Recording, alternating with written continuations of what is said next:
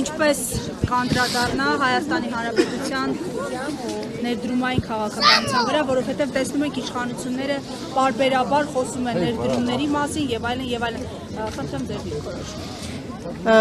Ասել, որ մենք չէինք սպասում։ Մի քիչ առաջ եկեք դուք։ Հա, ես Ասել, որ մենք չէինք սպասում այս որոշմանը սուտ կլինի, բնականաբար իշխանության բոլոր քայլերը հենց դրան էլ տանում էին։ Ինչ կարող եմ ասել ներդրումային միջավայրի մասին, այսօր գործընկերներիս հետ հենց այդ վերջին 5 ամիսների ներդրումային միջավայրն էինք վերլուծում մեր երկրի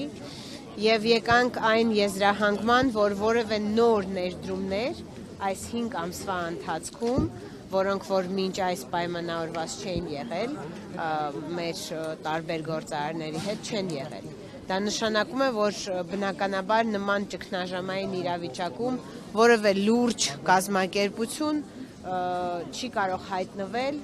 որը որ կցանկանա ներդրում անել Հայաստանում, այն էլ միջազգային, հաշվի առնելով նաև այն փաստը, որ հետի գործը նաև արբիտրաժային դատարանում է գտնվում։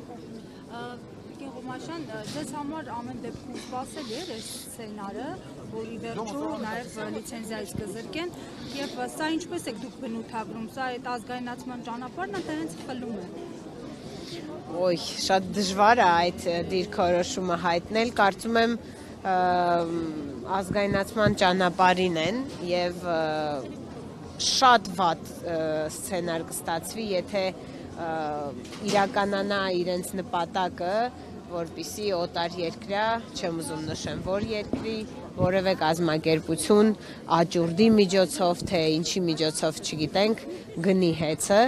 տեսնենք ինչպես կլինի։ Նախորդ սեփականատերը տվյալ դեպքում տաշիր կապիտալը, արդյոք ունի վերահսկողական մեխանիզմներ տեսնելու, թե ով է լինելու հաջորդ գնորդը, հա։ Այս պահին ոչ,